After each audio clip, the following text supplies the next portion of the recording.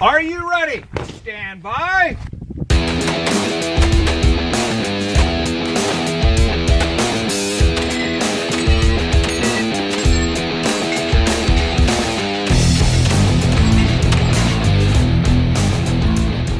Welcome to the Three Gun Show, brought to you by Armalite. This is episode 133, and I'm your host, Dave Hartman. My guest this week is Kurt Gruber, Match Director of the Texas Three Gun Championship, and we discuss the challenges they faced for the 2017 match with very serious inclement weather and some timer anomalies, lessons learned from the match, and changes that they're going to make in 2018, including the potential for a big one that might surprise you. But before we get into the interview, a couple things. People ask me all the time how they can support the Three Gun Show, and I totally appreciate that. I'll get into them real quick here, but there are links to all of them at threegunshow.com/support. You can find affiliate links there to Amazon, Brownells, Cabela's, and Optics Planet. I get a commission when you make a purchase through those links, and obviously don't go buy stuff there just cause. But if you're already making a purchase with one of those companies, use that link, and it helps the show out. Every little bit helps. Also, the Three Gun Show logo t-shirts are for sale there as well. And you can buy Armalite gear as well. So be sure to listen after the interview for a special offer from Armalite on their Three Gun gear. Show notes can be found at threegunshow.com/episode 133. Now let's make Three Gun great again with Kurt Gruber. Kurt, welcome back to the Three Gun Show. Yeah, thanks for having me. Well, dude, thanks for having me. It's nice to see your lovely home. I'm down here in Texas in your neck of the woods. Hanging in the casita. Yeah, it's very nice. Very nice. Brand new neighborhood. Yeah, it is. Be really happy when the house next door is built and they're not doing construction out there. Yeah. Right out my office window every day. Yeah, exactly. Is that a porch that you're going to be looking at out there or something? Yeah, it's like a grilling porch. Nice. Yeah. I think from the looks of things, they actually have all the connections there for a full outdoor kitchen. Awesome. Well, then you can splice off those connections and put in like a nice wet bar here or something like that. Exactly. Well, Kurt, we are just about 2 weeks away from the Texas Three Gun Championship. 2 weeks after, yeah. That was quite the success. Pretty great match. A lot of people had a really good time, and created some internet buzz on it as well through other alternative media channels. Yeah. And so wanted to sit down with you and talk about it and see if we can do like an AAR, an after action report on what the what kind of effort goes into pulling something like that off. Because as I talked about on the match recon thing, it was definitely like one of those Texas matches, like everything is bigger than you think it's going to be kind of thing. So yeah, I mean that's kind of our goal when we're putting together everything, when we're doing our stage designs, we try to design to where the winning time will be in the 45 seconds to a minute and a half time frame. But we have a 180-second par time. So, it's one of those interesting juggling acts, trying to design a stage that Nate Staskowitz can't crush in 40 seconds, and 40% of the people time out on. Right. So we focus a lot on just pulling the trigger. We don't do a lot of crazy stuff. We don't do there's very few times that how fast you can run a 100-yard dash is going to have very much effect on how you do on our stages. Right. We added a pretty big new dimension this year by bringing Brian Corey in to help us design our base stages. He brought a little bit different flavor than we've had before, but then we also pushed him to kind of take some of our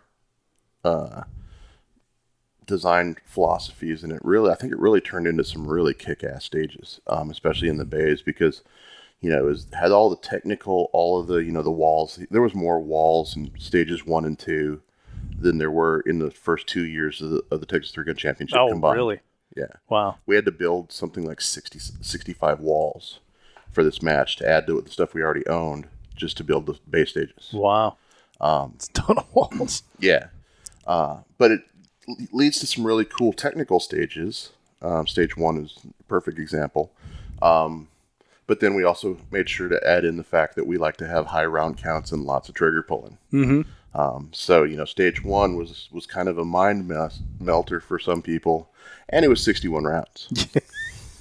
It's funny, when I went to walk through stage 1, when I got there a little bit late because I had left where I'm at in Bastrop a little bit late, and it takes about 90 minutes to get there. So by the time I got in, put the trailer down, turn the air conditioning on, get the pup set up with, some snacks, head over to the range. Then people were already walking it, and I could see the big clump on stage 1, and I'm like, ooh. Yeah. That'll be fun. That was kind of... clump of people, by the way. When I was watching during walkthroughs and everything, I was noticing that too. And it was kind of, we had the evil genius, the excellent Smithers going, Brian's kind of a genius, so bringing him in, he's going to be part of the team moving forward. Cool.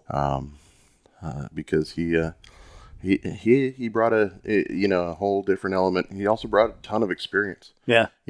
Between our core group, we have a ton of experience shooting matches, and I have 2 years now of experience running a match. And Brian White, who's my assistant, the assistant match director, he's basically our operations guru. He's our computer guy. He's the guy that is responsible for the website you like so much. He runs a lot of USPSA matches. He's an officer in our local USPSA club, and then obviously he's been involved with Texas 3 Gun since the first year. He kind of got roped into it the first year to come just help us with scores. Got voluntold. Yeah. I mean, he just came out, we convinced him to come help us with scoring because it was going to be our first time really running Practiscore at a major event. Right. Well, and that was 2 years ago too, so that was kind of a big deal. Now it's like second nature to everyone to use Practiscore, because we see it in all our local matches pretty much everywhere you go. Yeah, and we had the Nooks, and then the Nooks are kind of a mess. Yeah, everyone thought the Nook was going to be like a good deal because it was they were super cheap. Yeah, and the battery life lasts forever too. They were super cheap. So the problem with them is kind of the way they work. They shoot a laser out to project the screen from around the edge of the little frame. And, we live in Texas. We have dust. And if you get a little bit of dust around the edge of that frame, and the lasers all stop working. Right. So then you're sitting there, you're scrubbing, you're trying to get all the dust around the outside of the frame to get it to start working again. And it was a mess. Yeah, so. I heard some matches in Colorado had that same problem. The Nooks lasted a couple seasons, and then now they're moving on to iPads. So we, so we moved to the iPads this year. We're worried. Lots of people, your battery life's no good. We found out we have some really kick-ass ROs, not just in the ROing perspective, but also in the resource management perspective. So we had a couple guys that would run their stage the whole day and turn their iPad back in with 60% battery still. Oh, you're kidding? Yeah. Wow. Because they were actually just turning it on when they needed it, turning it off when they didn't, not messing with it in between. So. Yeah, no Angry Birds or anything. Right, exactly. No surfing the web. So when you guys brought Brian in, and when I was walking that stage 1, which was called the Octagon, had all those walls and everything, and different options for pistol and rifle and shotgun as well. What's really cool about those walls? So that's actually a design of Brian's. Those things cost about $7 a piece, and weigh about 2 pounds. Yeah.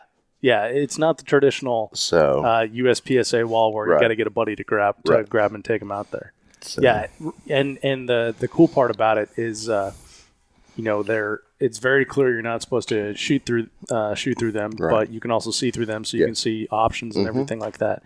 But then as I'm walking that stage, I see Brian Corey pull up in his truck, and I'm like, oh yeah, that makes sense. Yeah, Brian's here. Yeah, it just had like that feel. I'm like, well, this is kind of cool, and how Brian does stuff, like everything's like freshly painted and everything. Oh yeah, so. I mean, there's no, and I think that the fact that there's no corners cut is why we were able to get back up and running so fast on Sunday. Yeah. And we're gonna get into that too because that is a it was an impressive recovery from a pretty decent storm. So that's one way to describe it. Yeah, you were inside. You really didn't see. No, didn't feel the truck shaking. And that was totally fine. The 75-mile-an-hour tornadic winds. Yeah, I was in the very center of the heaviest structure. Yep. On the range. So yeah, I definitely knew what was coming, and so that's where I went. But so you got Brian Corey, you've got a good range staff that's helping you guys out. Yep. How far out are you setting up stages for something that complex? So for the bays, we were able to start setting up the Sunday before. Okay. But we had most of the stages up on the hill built at least a week in advance. Okay. It would have been longer, but Starlight kind of cut into our build schedule. Usually, like last year, we had all of the stages on the hill built, other than the Promatic throwers being in place and tuned and everything, about 2 weeks before the match.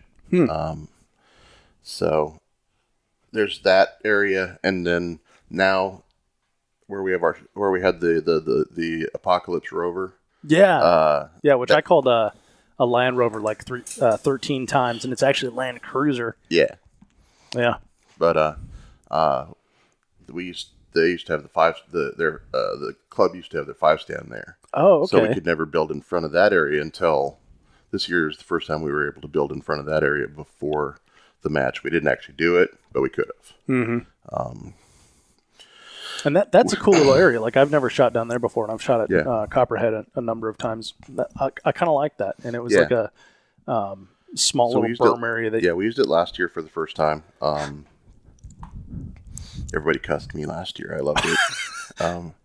That was last year on that stage. All the guns started unloaded, and your rifle was slung.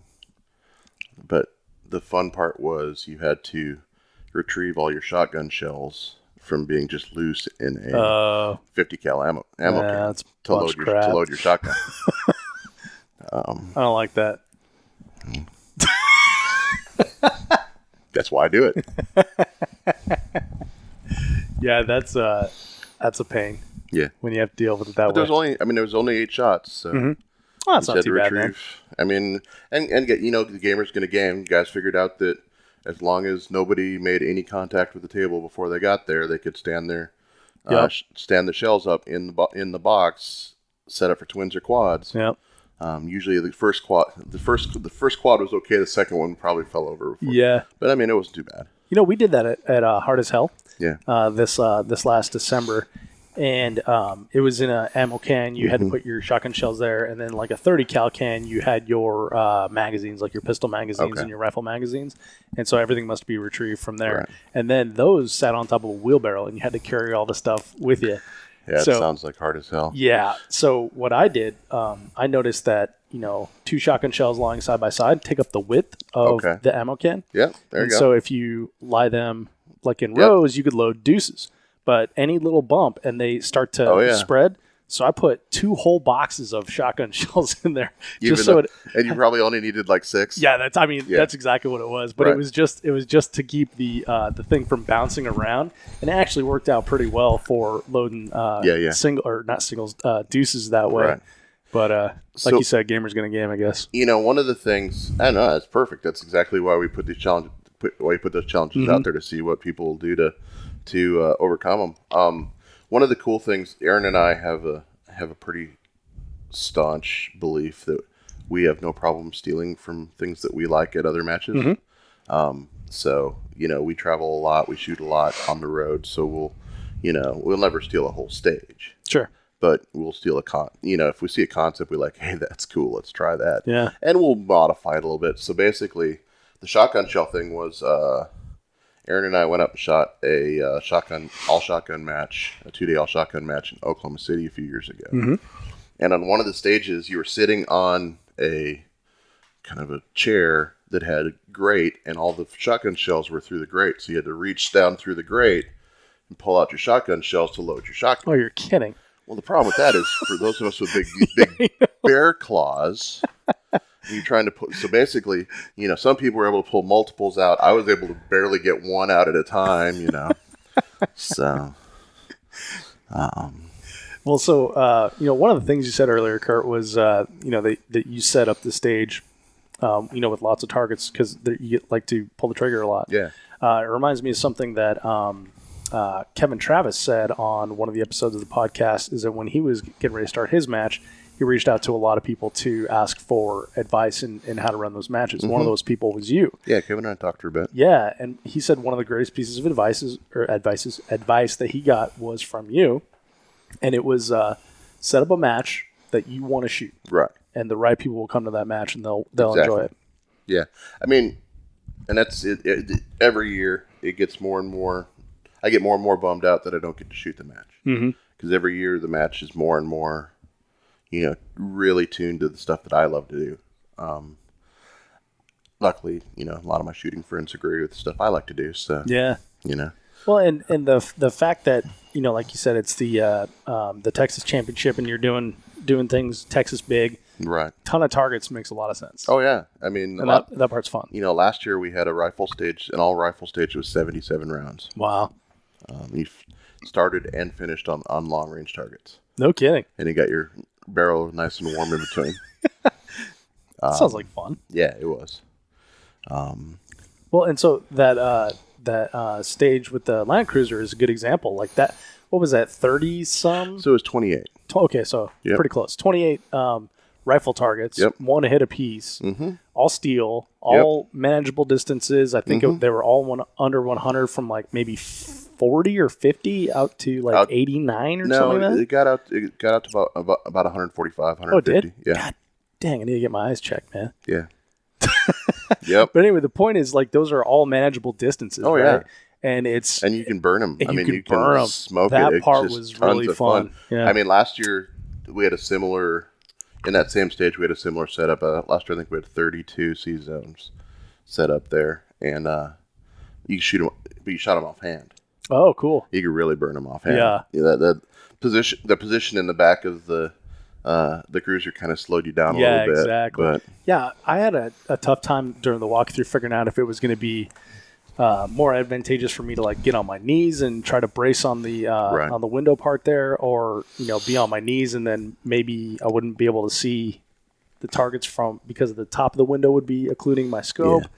It was a tough one to figure out there. So originally the plan there was that you were going to be sitting in the passenger seats shooting out through the windshield. Oh, sweet. Until we really got working with it. And, the reason we have that vehicle available to us is because some idiot rolled it. Right. Well, it turns out when that idiot rolled it, they broke the A-pillar.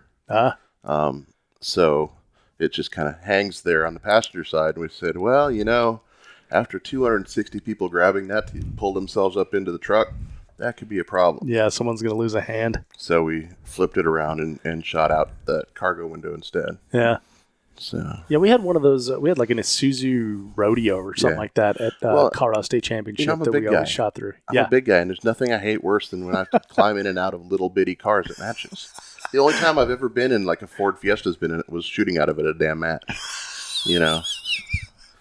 Dude, we had a Volkswagen Rabbit or a Volkswagen Bug or something like that at Generation 3 gun. Well, and the worst part is they're always old, beat up, crappy cars with no power.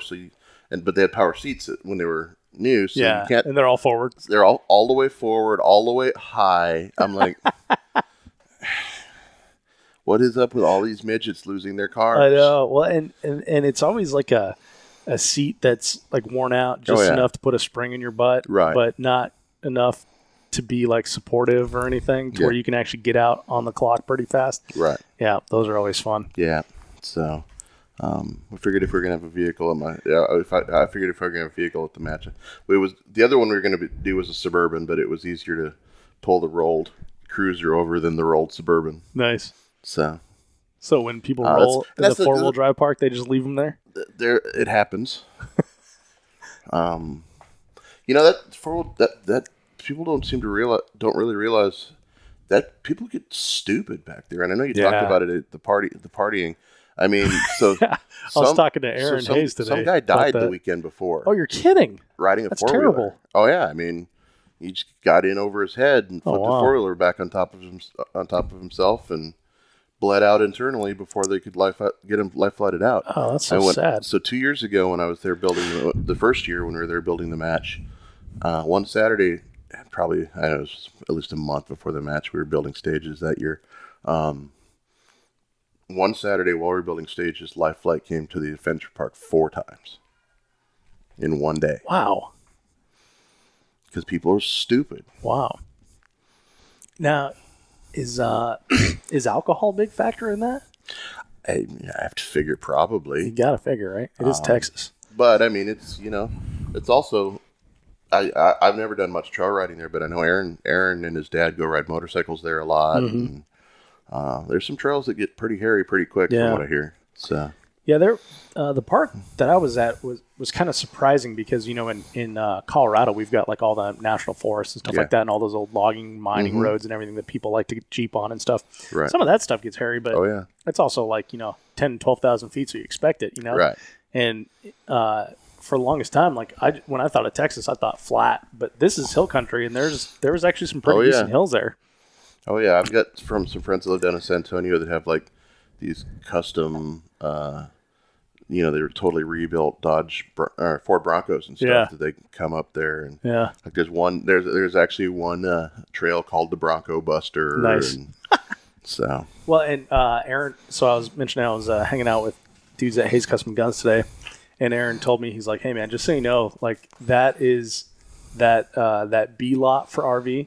He's like, that's how it is. They party all night, and that's their thing.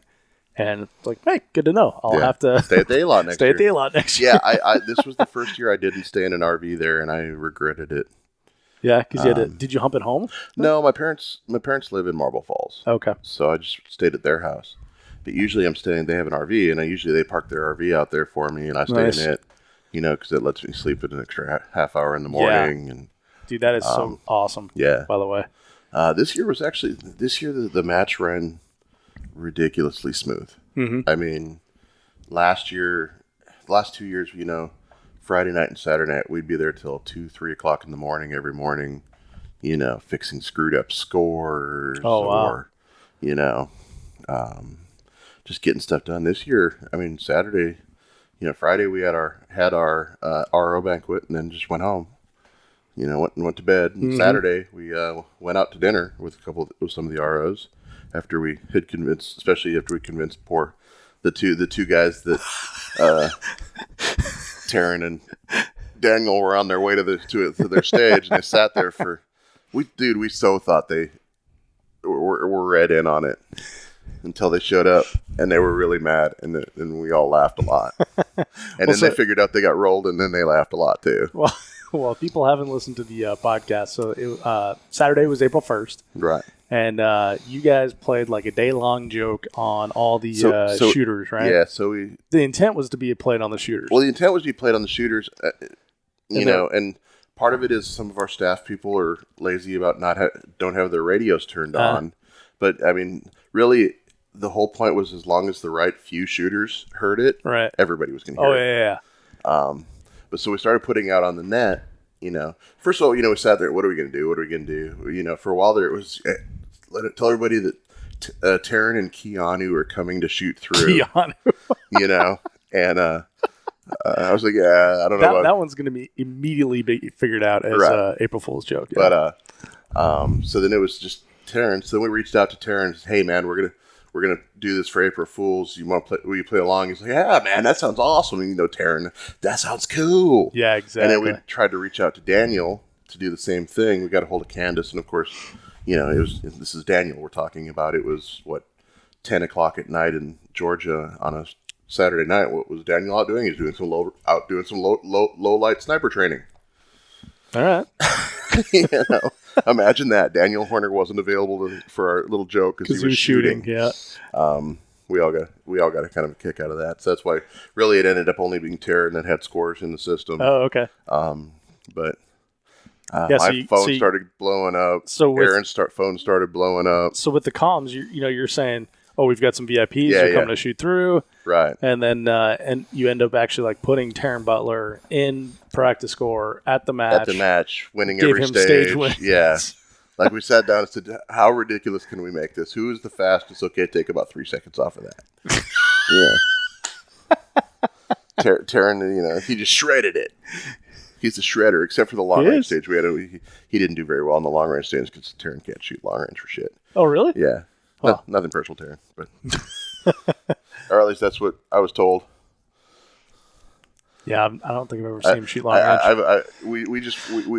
It's funny because part of the conversation, because we spent like an hour sitting there coming up with scores. I mean, it was over Coors Light, of course. Well, and the great thing is that's kind of goes to your point earlier, how smooth the match. Yeah, we said fun. You didn't have time to sit around and make April Fool's jokes if the match is running poorly. So, but yeah, one of the guys, I think Aaron said, yeah, if we have Taryn win the long range stage, everybody will figure out that they're getting rolled. I'm like, okay. So you're starting to get texts and phone calls of like, what the heck? Message, is Taryn really here? Taryn was getting calls. Oh, really? Yeah, of course. Taryn was like, I can't talk right now, and everybody was. And so the couple of people that called, like I think Keith called him. Of course. But and then about 11:30 that night, the scores magically disappeared from Practiscore, and everything was normal again. That's awesome. So, dude, that's a good one. We had to come up with something. We were gonna. We also have some of these little, the dry fire targets. Yeah. Mm-hmm. So on stage 10, these are IDPA targets, by the way. Yeah, whatever. Well, on stage 10, we had the mini papers hanging in the middle of the full size papers. Well, it was only going to be a April Fool's joke on like one squad. But we were going to have them show up Saturday morning and have the little tiny paper there instead of the mini F6. But it wasn't worth the effort. Yeah. That'd been funny though. That's a good one. I like that one. So, also, Kurt, another thing you guys did. Noticed last year that Demo Ranch was there, Demolition Ranch, which is a popular YouTube channel. Yeah, so last year, Matt from Demo Ranch came out with the guys from F1 Firearms and did a whole show around. Matt had never shot a 3-gun match before, and it was him versus Mick, who's he's one of the guys from F1. And they did the whole, and Mick had never shot a 3-gun match before, so... they were there. The shot with Diane and them, had them coaching them and everything. And it was like a little competition. Right. It's kind of fun. That video got 1.3 million views. Wow. So we kind of knew we were onto something. Dude's got like a following. Yeah. And which is cool because, he's got massive crossover following too, right? Oh, yeah. I mean, so he's like dudes that are into shooting pop cans, dudes that are into shooting squirrels, dudes that are into shooting long range. So on Saturday morning, I stopped at the little gas station in Marble Falls on my way out to the range for a couple cans of Monster. And there were these two dudes who were basically Jay and Silent Bob of Marble Falls. And they saw me in my jersey, and they're like, hey, man, is there a shooting contest going on this weekend? And I said, yeah, we're out Copperhead Creek. Oh, cool, man. I wonder if Demolition Ranch guy's there. We love him. He's awesome. He says he does this 50 caliber Friday shit. It's the coolest thing ever. I'm like, wow. I'm like, so this is, so it's a whole new reach. Yeah, absolutely. So this year, people that have never heard of 3-gun. Yeah. So this year, the the F1 guys weren't there. They were off rolling around Baja. Rolling around with Ryan. Yeah, rolling around with Ryan on the Baja, running a truck in Baja. Which, for those that don't know, they literally rolled. Like 12 times. Everyone was fine. Yeah. But they rolled. Yeah, they rolled a lot. Endoed. Endoed, yeah. Yeah. So, and they endoed last year, too. Last year the truck didn't hold up nearly as well as it did this year. But anyway, I digress. So, Aaron had actually built a shotgun for Matt. Yeah. And had gone out and done a Demolition Ranch video with Matt's new Benelli Hayes Custom Guns M2. Very cool. And, talked to him a little bit, and he ended up coming out. We gave him a match slot, and one of our jerseys, because well, we got sponsors. One of the big things that we do for our sponsors is we kind of like to look at ourselves as part of their marketing department. Right. So which I noticed that beforehand. Take a little sidetrack here. You guys have an event page, and you did like a sponsor spotlight on every one of your sponsors. Like this is Vortex Optics. This is Adam's Arm. This is what they do in the industry. That sort of thing. Yep. That's something that being a sponsored shooter myself. Being part of the U.S. Optics Pro staff and shooting for Adam's Arms and Hayes Custom Guns and my long list of sponsors. I know what is expected out of me as a shooter, and I realize, that when the company is supporting an event, they deserve that, if not more. So we do a really nice tech wear jersey for all our match staff every year. So this year we gave Matt one of the tech wear jerseys to wear in the videos. So, in the first week and a half, there were two videos he posted, one on his Demolition Ranch page, that last I checked was up to a little over 600,000 views. And then one on his Off the Ranch page where he talked about there's a little bit of match stuff, and then there's the going home to the kids. There's the real part of Three Gun. It's hey, all right, I'm done shooting today. Time to go home and be the family guy. Yeah, exactly. And that one's got 500,000 views too. Oh, wow. So we're going to see if...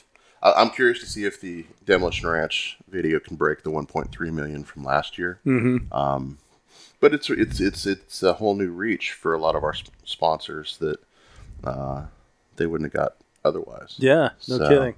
Well, and it's unique because as Three Gunners, we kind of breathe our own air a lot. We think we think we're really important. Yeah, and we think we're really big too because everyone we know shoots Three Gun, and I'm super guilty of this because literally everyone I know in Texas shoots Three Guns. Right? Yeah.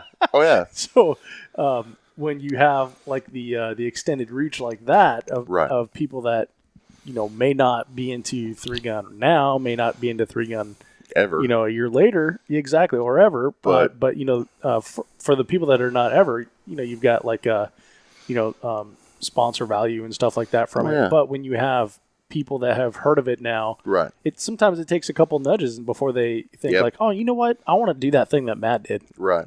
And let me go watch that video again. What companies logos were on the back of the shirt he was wearing? Maybe I should start shopping with them. Yeah. Or go out to Copperhead Creek and shoot one of the local matches or something. So. Yep. So it's it's pretty cool. It's a pretty creative way to do that too. Yeah, and it's fun. Matt's a cool cat and. Seems like a good dude. And it was cheap. It was a match slot and a T-shirt. Didn't spend a ton of money on, professional advertising, professional camera guys, anything like that. Just we gave a cool guy a chance to come shoot the match and let his massive following see it. Yeah, yeah, and it's those type of partnerships that are right. That. Kind of like in the climate that we're in now, where it's not like 2012 gangbusters. You can sell anything you put on the shelf. Absolutely. That are going to provide more value to not only the sponsors but the end users as well, his audience. Right. Absolutely. So. Yeah. Well, another cool thing you guys had going that unfortunately didn't come to fruition because the weather was a helicopter. So it happened Friday as well. Oh, it did. Yeah. Okay. So one of our local guys here, actually the guy one of his many businesses, they made the match T-shirts. Has a company called Heligunner. Okay. What they do, they have a MD500, so basically a civilian version of a Little Bird. Oh, okay. And then they line up. Basically, they give you some aerial gunnery runs. So he'll line up. He also owns a steel target company, so he'll line up a bunch of steel targets and give you a couple runs at it. Sweet. He also does helicopter hog hunting, but this particular deal was just aerial gunnery, so just getting up and shooting, doing target shooting out of the side of the moving helicopter. That sounds awesome. Which I mean is cool. Yeah. There's no getting around the fact that it's just cool. Mm-hmm. So it happened Friday. They only had a couple people that booked on Friday. There were a bunch of people that booked on Saturday. Yeah. And Saturday the winds weren't so bad at the range, but they were bad at the airstrip where the helo lives, to where the helo couldn't get out. Got it. So, yeah, that's kind of a bummer because that does sound like a hell of a time. it is. We shot off a golf cart last year at Rockcastle, and I had the time of my life. At Blue Ridge? Yeah. Well, Yes. no, that one wasn't. I'm sorry, that wasn't a Blue Ridge. It was a Rockcastle 3-man 3-gun. Okay, well, I had DQ'd by the time. Oh, that's right. You had already You had already DQ'd by the time we did that at Blue Ridge. Yeah, I forgot. Before you do when you did the Super Day. It was a somersault, man. Yeah, man. Yeah. So Speaking of endoing. yeah, oh, that was an epic one too. Yeah, it hurt. But yeah, it was. I mean, it was So back to the match. Yeah. Sunday rain. So Sunday rained. Man, it was. And Sunday it was. So it was a lot of rain. So we were watching the weather. Obviously, just the one thing you can't control is what the weather's going to do to you. And we started. I mean, Brian White, our operations guy, started watching the long range weather out forecast like a month out. Yeah. And like a week out from the match, we suddenly there's this report that there's this giant unstable mass above us, and basically any weather forecasts are useless because anything could happen at any time. Awesome. That's exactly what we want to hear for our April Fool's match. Yeah, exactly. The weather gods are going to play April Fool's Day on us. So Friday we get out there. Beautiful. Running ahead of schedule. Everything's going great. We got squads. Hey, man, it's going to rain on Sunday. Can we shoot an extra stage? Hey, man. That was me. What? So, no, because you were the afternoon squad on Saturday. So this was on Friday. I'm like, well, Friday they were doing that. Got it. So we really thought in part of running the match, part of it's just bad juju to get off your schedule. Because one of the things was, unless all 10 squads could get their entire squad through an extra stage, it was useless. Yep. And then we didn't know what the weather was going to be like on Saturday, so we didn't know if the afternoon squads on Saturday would have the same benefit of being able to shoot an extra stage. Yeah. Well, and then the other thing you're looking at is say you did squeak one extra stage in for 2 squads, one on Friday and one on Saturday. Right. The rest of the squads that had to shoot in the rain on Sunday, now they're going to be upset. Like, hey, there's 2 stages that those people didn't shoot. And that's why it would have had to have been all 10 squads exactly each day. All 10 or nothing, yes, right? Yeah. Exactly. And because we didn't do it Friday, Saturday was a even if we could have done Saturday, it was still a no because we didn't let the Friday guys do it. And the weather came on Sunday just like we knew it was going to. We had prepared as much as we could, but we get that storm. There's only a storm like that. There's only so much. Oh, sorry, stop playing with your cord. I can hear it. There's only so much preparing we can do. Right. It was 75 mile an hour tornadic winds. It was just insane. It ripped. Like you saw, it ripped that hole. That which is hilarious because they had just replaced. So this the is other one that had got ripped off the large pavilion. covered awning pavilion.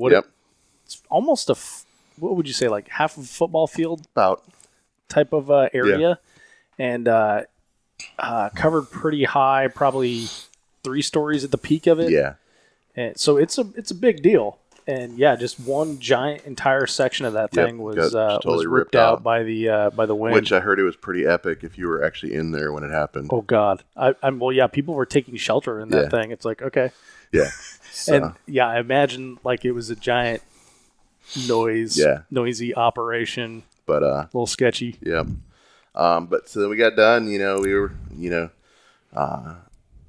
we sit there and monitor. We got there's this app on WeatherBug called Spark that tells you what was the closest lightning hit in the last 30 minutes.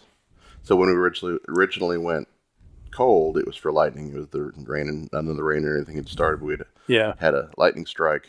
And I think you said it was right after Jansen got done shooting. Yeah.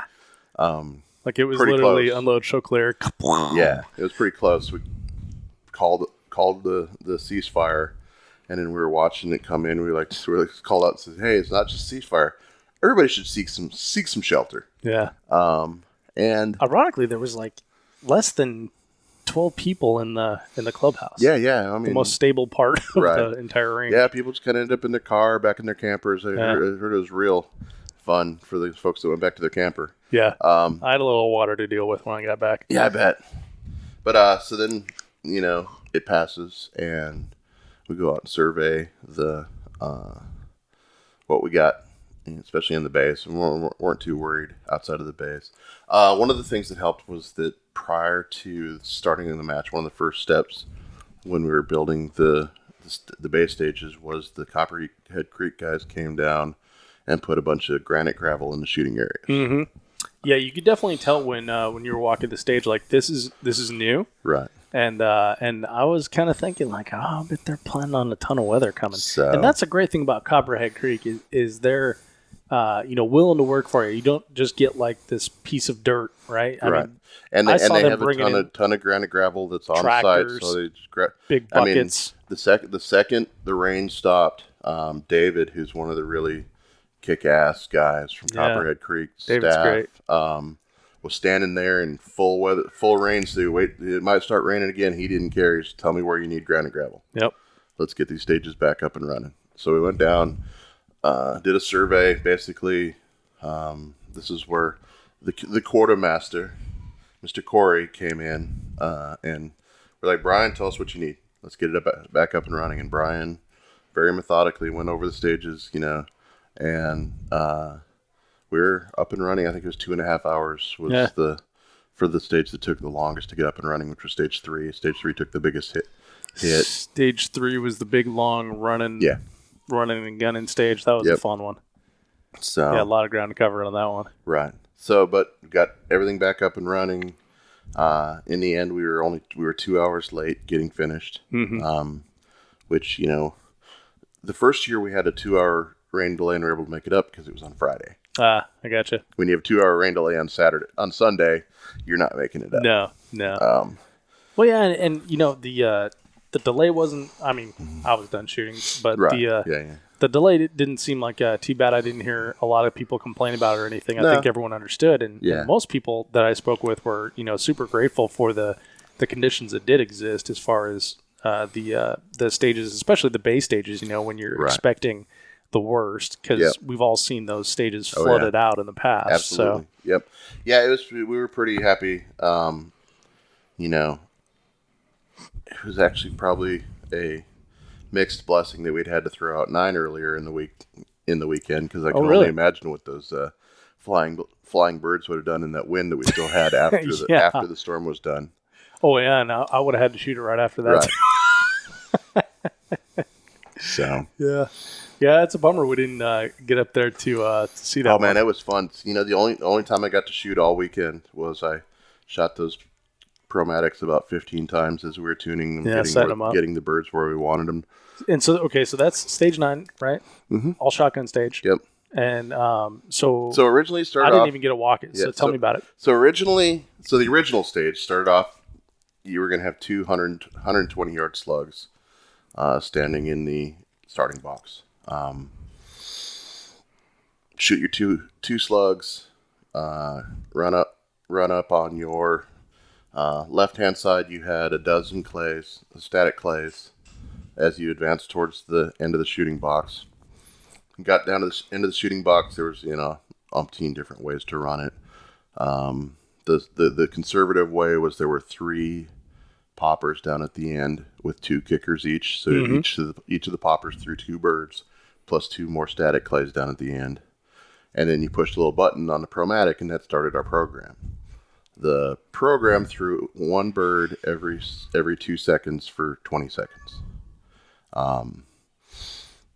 Now, if you were gaming it, and if you kind of saw the rhythm, there was some rhyme.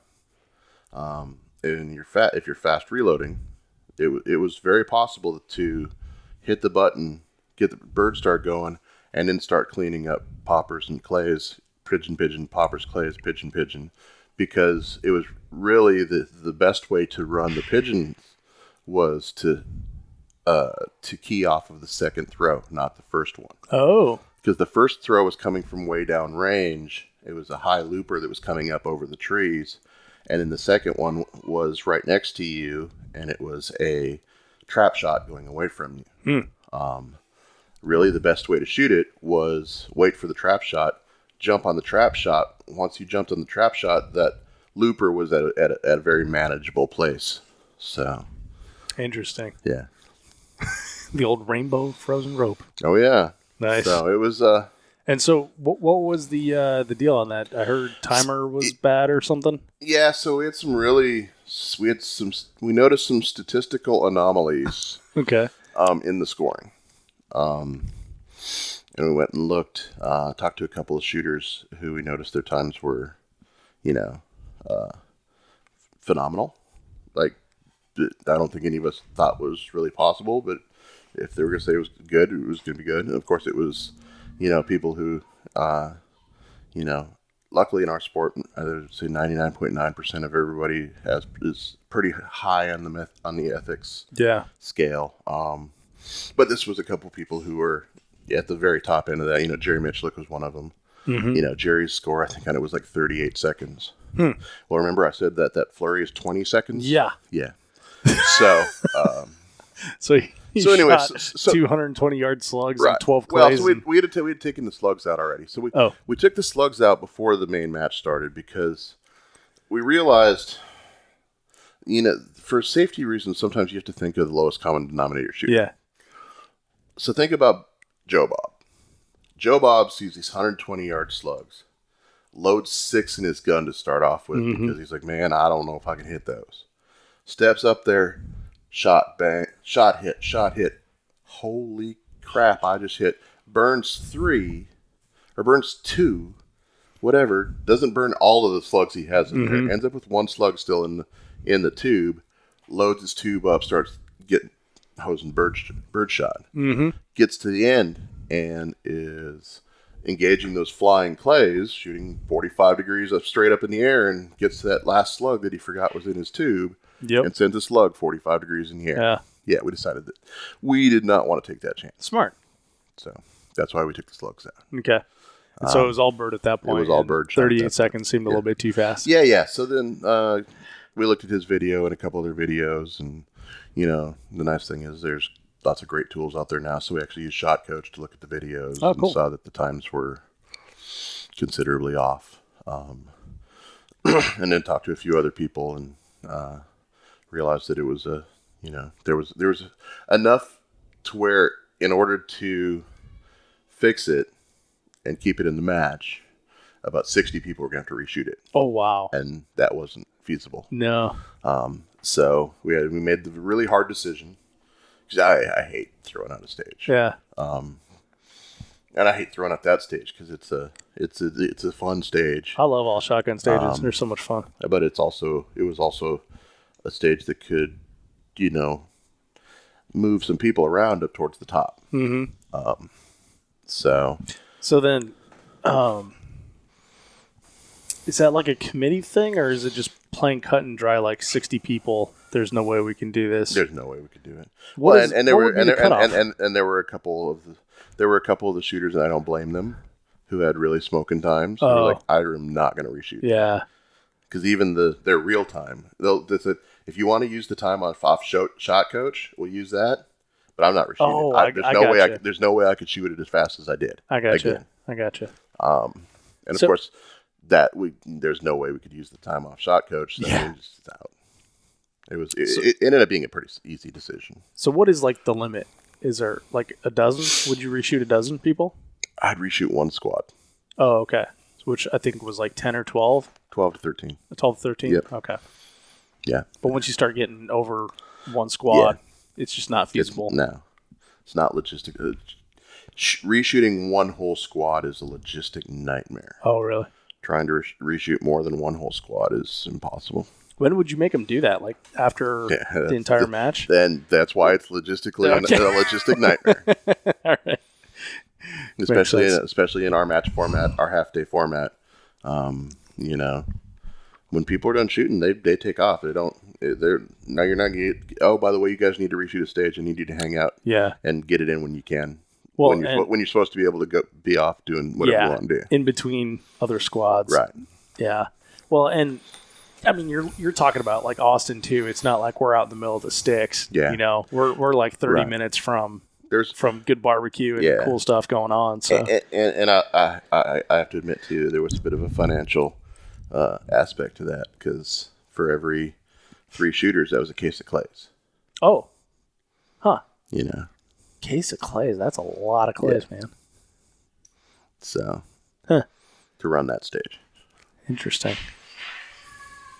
All right.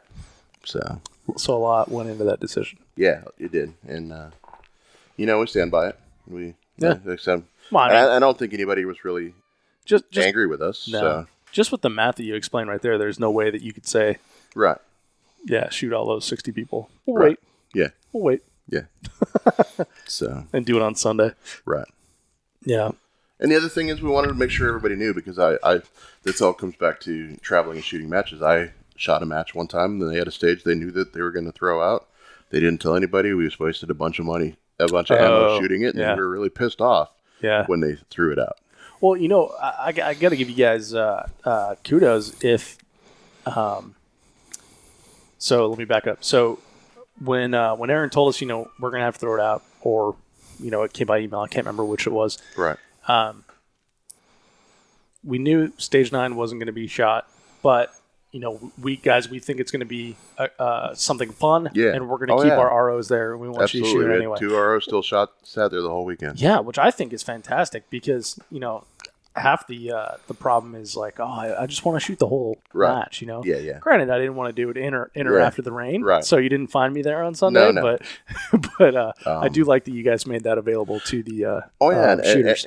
And some folks had a lot of fun with it. I mean, Tim Yackley, the Yackleys were up there when I came up to let them know that it was out. Yeah. And it was just for fun, if you want to shoot it. And Tim was like, heck yeah, because they travel so much in shooting, but they don't have any poppers or any kickers or any play stuff to practice with when they're at home. Well, we don't see throwers very often in matches. So every time that they see them, they're in a match format, so they don't ever get to just go crazy and see what they can do. Right. So Tim got down to the end. He put all three poppers on the ground and all 6 clays in the air and got 4 of them. Oh, no kidding. I mean, it was impressive.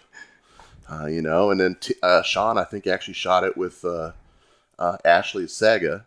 Oh, just really? Because he wanted to shoot it with a Sega, and it didn't matter anymore. So everybody just got to go have fun and do That's with cool. it, And that's what we wanted. We still wanted people to be able to shoot that stage, because I thought it was a ton of fun. Yeah, definitely. So. Well, that's cool, and it's cool to make it available for the rest of the shooters. Yeah.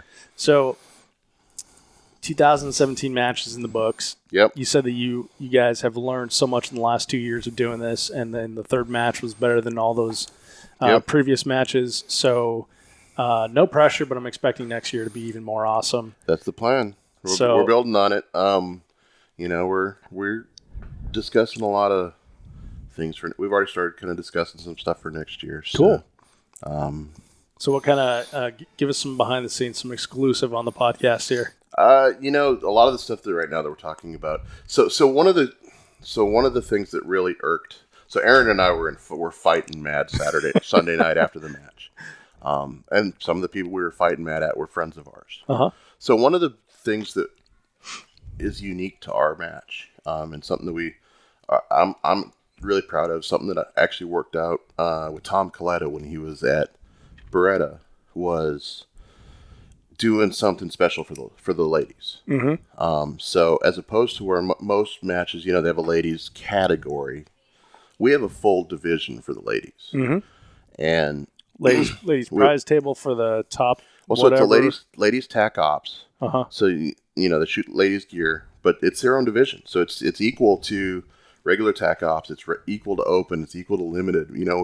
We had 26 women, I think, this year. I think we had almost 30 last year. Wow. And that sets us apart, because it really, I don't know. Jana always tells me that part of the thing is that, it doesn't matter how good a woman can shoot. She can't run as fast as Daniel can, or she can't, get over obstacles as fast as Daniel can. So there's no way, that they can really compete head to head with the men. Mm-hmm. Not my words. Well, I can't either. Not my so words. I want my either. own damn division. When's the media division for me and Matt? My pushes was for a Clydesdale division. Where's the Clydesdale division? Me and Jimmy Oliver can get out there and have the Clydesdale division. But it makes sense. I'm sorry I interrupted you. Yeah, no worries. But it's true. I mean, and those are not my words. I think that Lena can that there are some women who can compete with anybody. Yeah. I think Janet could compete with anybody. But understand that it's something that's cool for them, and we like doing it. Mm-hmm. So we do a women's prize tables, or women's division, and in the way we do our prize table is a little bit different than most. We have a Top Gun prize table for each of the divisions. Mm-hmm. So for TAC Ops, Open, Ladies TAC Ops, Limited, and Heavy Optics. So depending on the number of people that sign up in the division, we'll have X number of Top Gun prizes. So that way, regardless of how you did. Is it like a percentage of the people that signed up for it or something like that? Yeah, basically. Okay. I mean, we have just kind of a raw number. If it's under 20, we put 4 items on the Top Gun table. If it's under 40, it's 5, and then for TAC Ops, it's 10. Okay. Because TAC Ops is everybody else. Yeah. So we put 10 items. But that way, when you get second in the division, heck, when you get fourth in the division, mm-hmm. I'm a firm believer, because I don't shoot TAC Ops that much, because I want to shoot what I want to shoot, not what everybody says I have to shoot to get on the good prize table. Right. So I like to be divisionally neutral, mm-hmm. And friendly to people who want to shoot other divisions other than TAC Ops. So that's what was really the kicked off the way we do our prize table. So once you get past the Top Gun table and everybody goes to the main table, then the main table is based on the percentage you shot in your division. Mm-hmm. So basically, if somebody in TAC Ops shot 89% of the winner of TAC Ops, somebody in Open shot 88% of the guy who won Open, the guy who shot 89 would go first, and the guy who shot 88 would go second. And just keep going down based on percentages. Mm-hmm. So what I got a lot of guff on this year, and I don't care, was that some of the ladies probably walked the prize table higher than they thought they would, because they were close. The winning score in the ladies TAC Ops wasn't, maybe Selena wasn't there, so the winning score, Sky shot a hell of a match, mm-hmm.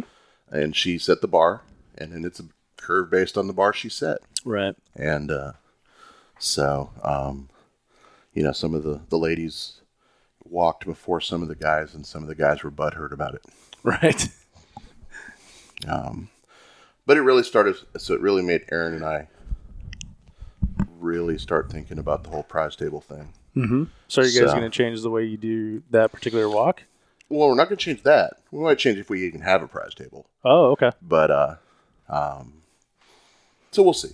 It's all, just conversations and kicking things around right now. Mm-hmm. But so can you see it from the perspective of the complainants?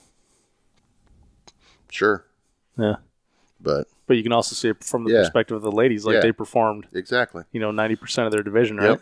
Yep. And and my opinion is, if the guys who are complaining want to walk higher on the prize table, shoot better. Easy answer, right? Yeah. Get a 308, shoot heavy. Maybe you do better in heavy. Get its open gear, shoot open. Maybe you'll do better in open. Nate Staskowitz, they had a pretty good competition there at the top of TAC Ops. Yeah.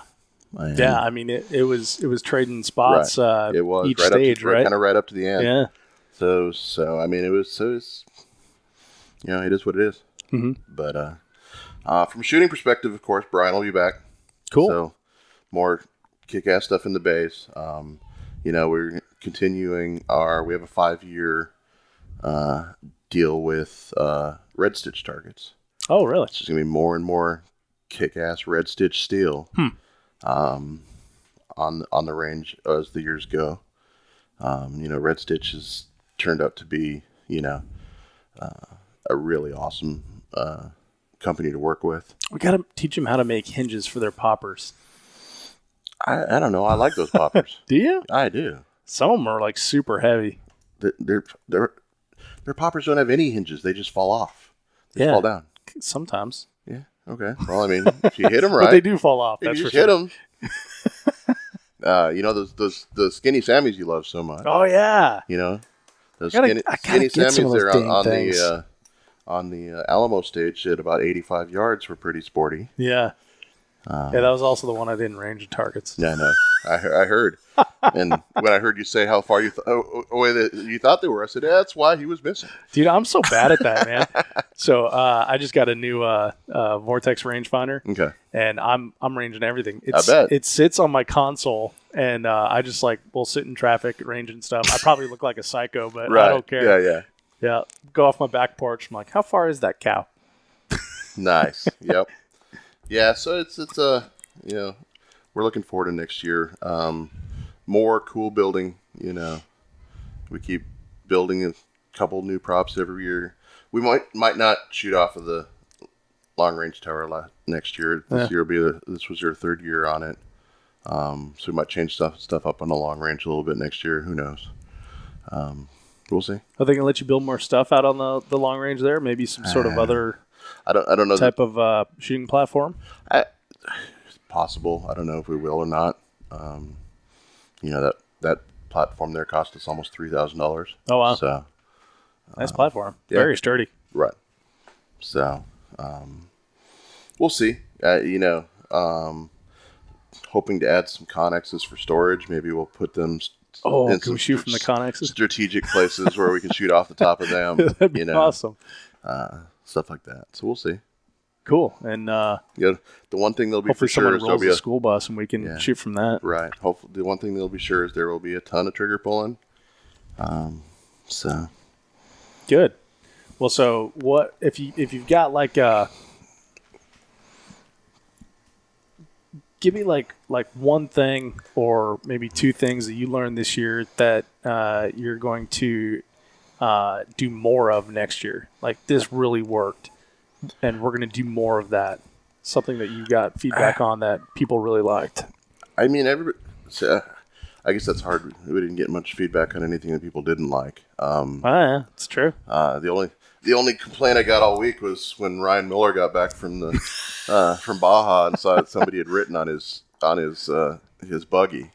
But now, some lessons learned this year. One of the big lessons we learned this year from last year was we had on our long range stage. It was all three guns, and that was our big backup. Okay. Because everybody wanted to take a sight picture, and everybody wanted to take a sight picture with every gun. And then everybody wanted to take a bunch of time looking through their scope on the long range. So this year we didn't have any of that. We had a single gun stage, and it ran so much smoother. The other thing, basically, because the other thing that we were firm believers in that a lot of people don't do is we paint steel every squad for long range. So it was all, it only took us a couple squads to really get our cadence down, figuring out, because we have three stages that basically are splashing in the same downrange area. So three stages have to go cold every time you go downrange to paint targets. Right. So it was figuring out the right cadence for which stage to shut down, which stage to key the painting off of. Because they didn't all end at exactly the same time. So it was basically this year it was stage 5. When the squad finished at stage 5, 6, and 7 all went cold. Mm-hmm. So that the guys from stage 5, because they have the best. Stage 5 is the long range, right? No, stage 5 was the red stitch stage. Oh, that's right. It was the one with the A-frame. Yep. Mm-hmm. Okay. So because they have the best access to actually physically get downrange, we had a buggy sitting there, and as soon as they're done, and all three stages says they're cold, they jump in the buggy and they go out and they paint their steel and the steel for stage 6 for the long range stage. Gotcha. So, okay. And that seemed to work. Yeah, worked Do great. that again next year. Yeah, and it was the second year doing it, but the year before, because of having so much more stuff going on in a long range stage, it was a cluster. Right. This year it ran really smoothly. Yeah. This year, a full testament to everything running smoothly this year is at one point on Saturday, if you would have walked into our little range office there, you would have seen Brian there writing checks to pay bills, and Aaron and I asleep. Yeah. It works. So it works. Well, yeah, and I've been to a lot of matches. You see the match director or range master, and they're just frazzled. You know, and every time I saw you dudes, it was like, "What's up, Dave?" Yeah, Hey. I had to have a radio this year. I was bummed about that. Last year we were short radio, so I got to go the whole weekend without even having a radio, and it was awesome. But the radio chatter this year was pretty low because everything just ran well. We had a great staff, and everything just ran smooth. I can't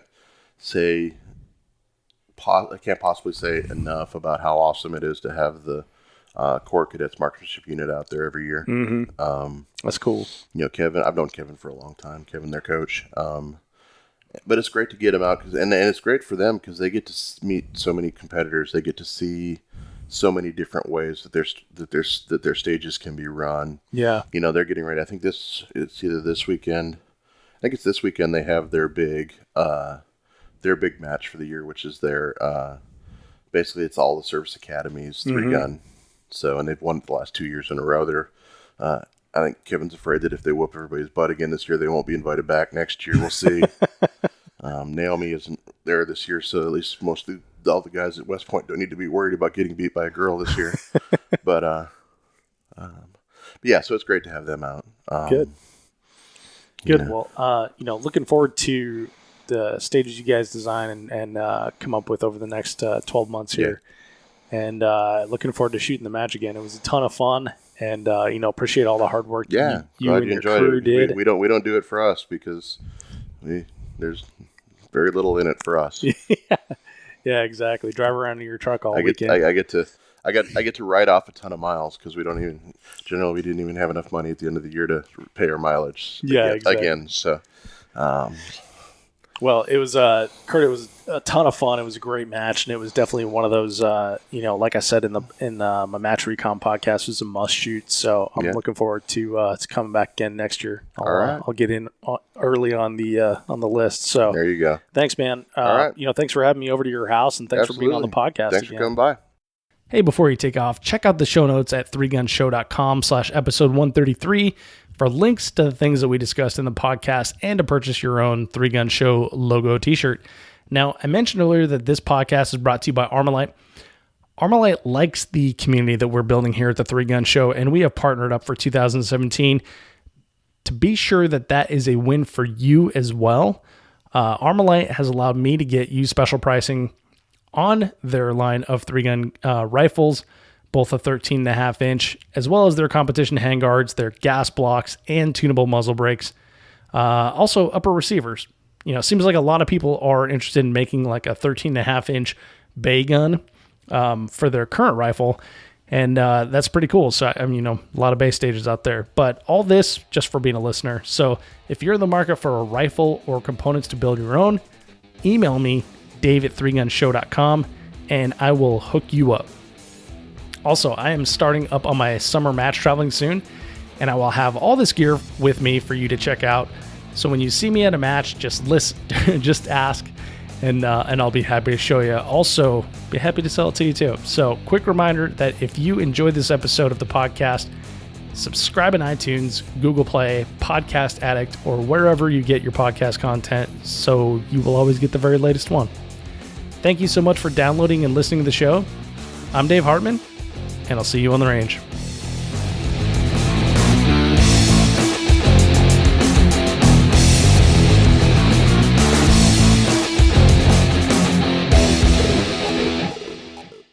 If you are finished, unload, show clear.